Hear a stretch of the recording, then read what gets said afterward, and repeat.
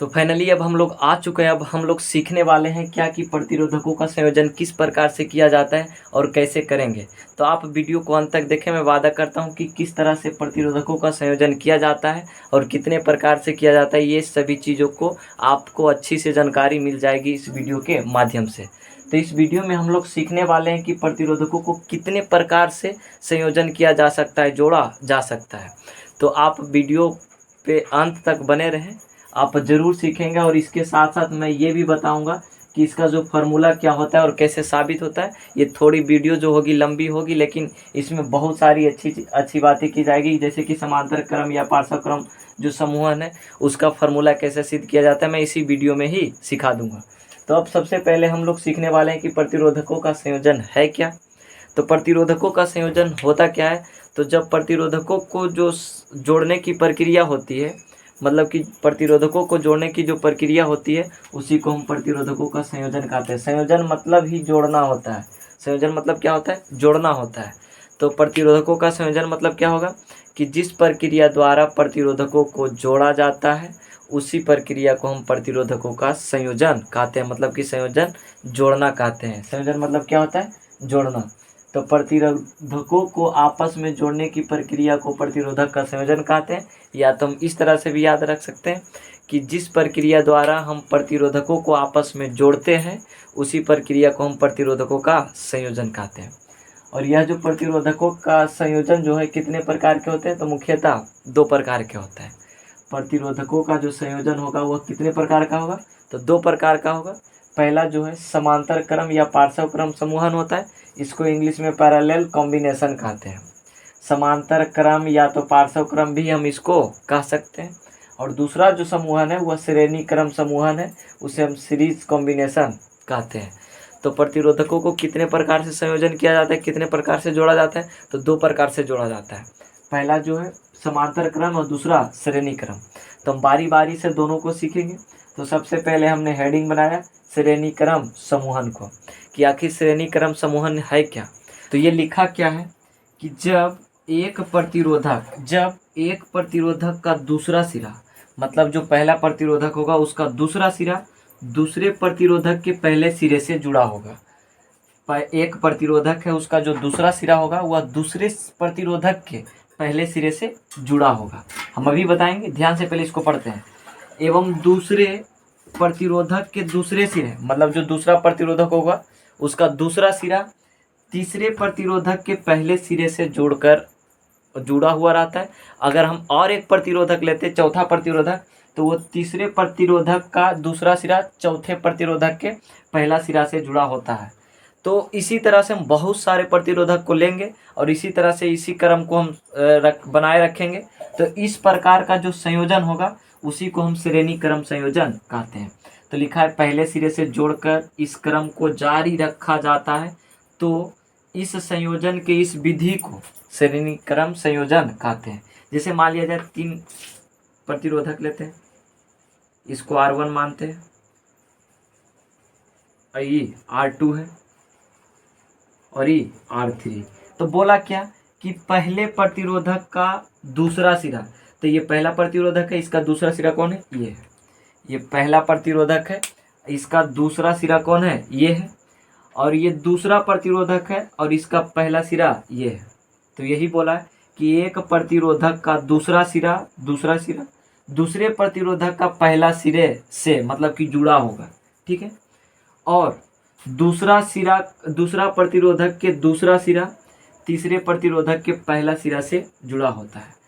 इस तरह से जो हम श्रेणी बनाएंगे और बनाए रखेंगे, तो इस विधि को ही हम श्रेणी क्रम संयोजन कहेंगे। कहने का मतलब क्या है कि श्रेणी क्रम संयोजन में क्या होगा कि जो प्रतिरोधक होंगे वो एक ही लाइन में जुड़े होंगे, मतलब ना तो ऊपर ना तो नीचे, एक सिद्ध में होंगे। क्या होंगे, एक सिद्ध में होंगे, मेन ही फेस में होंगे। वो जो प्रतिरोधक का जोड़ने का जो तरीका होगा, जो नियम होगा, वह क्या हो जाएगा, श्रेणी क्रम समूहन हो जाएगा। श्रेणी क्रम समूहन हो जाएगा। देखेंगे कि श्रेणी क्रम समूहन में कैसे प्रतिरोधकों को जोड़ेंगे। अगर हमें दे दिया जाए कि कोई प्रतिरोधक है 3-4 जो भी है, मतलब 10 ओम 15 ओम 20 ओम है, तो इसको श्रेणी क्रम में जोड़ना है। तो कैसे जोड़ेंगे और कैसे निकालेंगे कि इसका समतुल्य प्रतिरोध क्या होगा। तो ध्यान से सीखेंगे। अगर हम इस वीडियो को आगे देखते हैं तो वह जो फार्मूला होता है कि श्रेणी क्रम समूहन में जोड़ेंगे तो किस फार्मूला का उपयोग करेंगे, ये सभी चीज़ें हम लोग इस वीडियो में सीख जाएंगे। तो पहले हेडिंग बना देते हैं कि श्रेणी क्रम समूहन, श्रेणी क्रम समूहन। तो हम इससे आगे सीखे क्या कि श्रेणी क्रम समूहन में कैसे जोड़ते हैं। तो मान लिया जाए 2 या 3 प्रतिरोध है, वो दे दिया रहे तो हम उसको कैसे जोड़ेंगे। तो बोले कि पहला प्रतिरोधक का जो दूसरा सिरा होगा वह दूसरे प्रतिरोधक के पहला सिरा से हम लोग जोड़ देंगे। अगर 2 प्रतिरोधक दिया रहेगा तब, अगर 3 प्रतिरोधक दिया रहेगा तो हम आगे क्या करेंगे कि दूसरा प्रतिरोधक का जो दूसरा सिरा होगा वह तीसरे प्रतिरोधक का पहला सिरा से जुड़ जाएगा। तो मान लिया जाए ये श्रेणी क्रम समूहन है। मान लिया जाए हम 3 प्रतिरोधक लेते हैं, तो वो तीनों प्रतिरोधक को कैसे जोड़ते हैं एक बैटरी से, ये देखते हैं। तो मान लिया जाए इस तरह से, ये पहला प्रतिरोध है, ये दूसरा प्रतिरोध है और ये तीसरा प्रतिरोध है। इसको हम एक बैटरी से कनेक्ट कर रहे हैं। ये सेलों का समूह है, यानी कि ये बैटरी के, इसमें एक स्विच लगा दिए इस तरह से। तो ये प्लस चार्ज और ये माइनस चार्ज है, तो करंट इधर से प्लस से माइनस की ओर बढ़ता है, हम लोग जानते हैं। तो ये आई धारा प्रवाहित हो रहा है और इधर भी आई धारा निकल रहा है।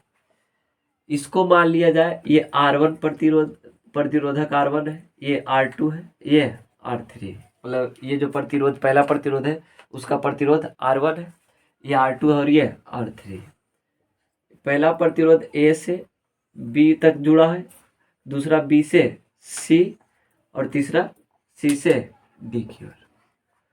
और हम बिंदु A से B तक मान लिया जाए मतलब विभवांतर जो उत्पन्न हो रहा है V1 हो रहा है। क्या हो रहा है? V1। और B से C जो विभवांतर उत्पन्न कर रहा है, यानी B से C तक विभवांतर जो उत्पन्न होगा वह V2 होगा। और C से D तक जो विभवांतर उत्पन्न होगा वो V3 विभवांतर उत्पन्न होगा। तो यानी कि जैसे हम बोले थे कि श्रेणी क्रम समूहन जो है उसमें किस तरह से जोड़ते हैं। तो पहला प्रतिरोधक का दूसरे प्रतिरोधक के पहले सिरे से जोड़ देते हैं, यानी कि पहला प्रतिरोधक जो है उसका दूसरा सिरा दूसरे प्रतिरोधक के पहला सिरा से हम लोग जोड़ते हैं। तो इसी तरह से हम 3 की मतलब कि 5-10 भी प्रतिरोध ले सकते हैं प्रतिरोधक, लेकिन बस 3 समझने के लिए बस 3 ही काफ़ी है। उसके बाद जितना दिया रहेगा उसके हिसाब से हम लोग चलेंगे।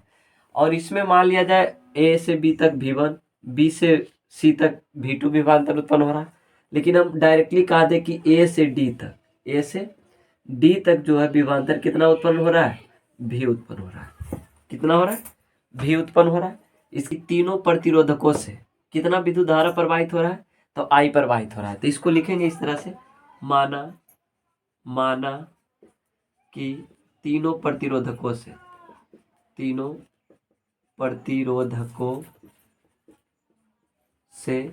धारा I प्रवाहित होती है। तीनों प्रतिरोधकों से धारा I प्रवाहित होती है। अब क्या करेंगे, और उसके बाद देख रहे हैं कि AB, BC और CD जो भी ये सभी के बीच विभवांतर कितना उत्पन्न हो रहा है? तो V1, V2, V3 उत्पन्न हो रहा है। क्या हो रहा है? V1, V2 और V3। तो लिखेंगे और उन तीनों प्रतिरोधकों यानी AB, BC और CD के बीच विभवांतर क्रमशः क्या उत्पन्न हो रहा है? क्रमशः V1, V2 और V3 उत्पन्न हो रहा है। जो इसमें है वही लिखें। क्या लिखें कि यानी कि तीनों प्रतिरोधकों से धारा कितना प्रवाहित हो रहा है? तो I प्रवाहित हो रहा है। और इसमें जो इन तीनों प्रतिरोधकों के बीच जो विभवांतर है क्रमशः AB के बीच V1 है और BC के बीच V2 है और CD के बीच V3 है। अब आगे चलते हैं। अब करेंगे क्या कि हम लोग जानते हैं ओम के नियम क्या होता है, तो लिखेंगे यहाँ से ओम के नियम से क्यों चले? क्योंकि ओम के नियम में हम लोग जानते हैं कि V बराबर IR होता है, यानी कि विभवांतर, विद्युत धारा, रेसिस्टेंस यानी कि प्रतिरोधक होता है। तो हम और किस नियम से चल सकते हैं? बस इसी नियम से हम लोग को तीनों के बारे में संबंध पता है। तो इसी से चलते हैं तो लिखेंगे ओम के नियम से। तो ओम के नियम क्या होता है, तो V बराबर IR होता है।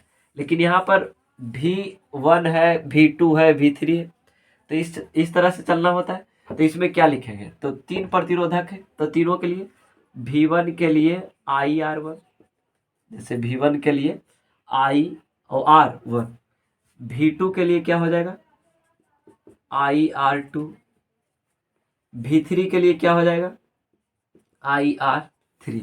मतलब तीनों प्रतिरोधक तर जो विभवांतर उत्पन्न हो रहा है वो अलग अलग हो रहा है। इस कारण से V1 के लिए IR1, V2 के लिए IR2 और V3 के लिए IR3। अब क्या करेंगे, लेकिन यहाँ से यहाँ तक बिंदु A से D तक विभवांतर कितना है, तो V उत्पन्न है। कितना है, V उत्पन्न है। तभी ऐसे लिखेंगे यदि सिरा A से D के बीच विभवांतर भी उत्पन्न होता है, तो ये भी यहाँ से यहाँ तक जो होगा क्या हो जाएगा, तो V1 हो जाएगा प्लस V2 हो जाएगा प्लस V3 हो जाएगा। क्या हो जाएगा, V1 plus V2 plus V3। तब इसको लिख सकते हैं V बराबर V1 plus V2 plus V3। ऐसा क्योंकि यानी कि A से D तक जो जा रहा है ये तीनों प्रतिरोधक के बीच विभवांतर, यानी कि यहाँ अगर हम जोड़ देते हैं तीनों को V1 V2 V3 तो ये पूरे के बराबर हो जाएगा। तो इस कारण से लिखे V बराबर V1 plus V2 plus V3। अब इसका मान बैठा देंगे, तो V बराबर V1 बराबर कितना है, तो IR1 प्लस V2 का मान कितना है, तो IR2 प्लस V3 का मान कितना है, तो IR3। अब इसमें कॉमन क्या है, तो कॉमन इसमें I, तो I कॉमन लिए तो हो जाएगा R1 plus R2 plus R3। ठीक है, अब इसको मान लेंगे समीकरण 1। समीकरण कितना मान लेंगे, 1 मान लेंगे। अब इसमें करना क्या है कि हम इसमें जो है, जैसे मान लिया जाए अगर हम पूरे के बराबर में विभवांतर भी माने, तो हम पूरे के बराबर में एक समतुल्य प्रतिरोध मान लेंगे। क्या मान लेंगे, समतुल्य प्रतिरोध। तो समतुल्य प्रतिरोध इस तरह से लिखेंगे कि माना कि सिरा A एवं D के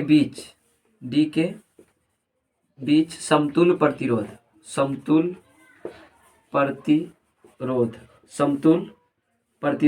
RS है।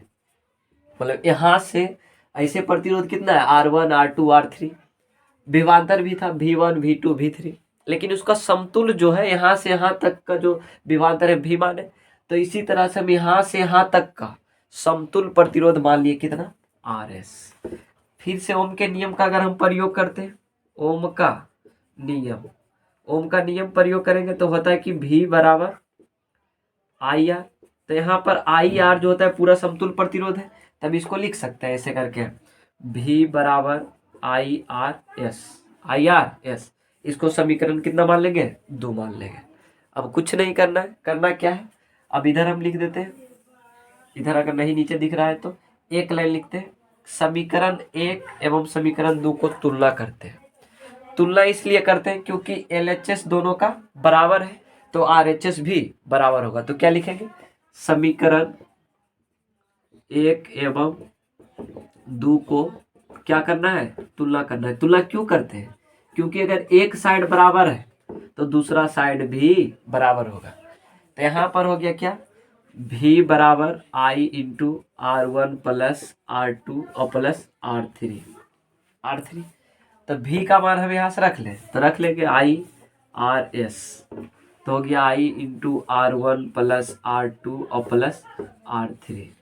तो I से I खत्म हो गया, तो हो गया क्या, RS बराबर R1 प्लस R2 और प्लस R3। ठीक है, तो ये हो गया इसका फार्मूला कि जब कभी भी हम किसी की चाहे जितना भी प्रतिरोधक हो और उसको हमको श्रेणी क्रम में जोड़ने बोले, तब इस फार्मूला का प्रयोग करके उसका समतुल्य प्रतिरोध निकाल सकते हैं। कि मतलब कि एक 5 ओम का प्रतिरोध है, एक 10 ओम का प्रतिरोधक है, तो इसी तरह से अगर हम जोड़ते हैं तो उसका समतुल्य प्रतिरोधक यानी कि कुल मिला के जो प्रतिरोधक होगा वह कितना होगा, तो ये इस फार्मूला के आधार पर हम लोग निकाल सकते हैं। किस फार्मूला के आधार पर, तो RS बराबर R1 plus R2 plus R3। ये समतुल्य प्रतिरोध है। यानी कि समतुल्य प्रतिरोध क्या हुआ?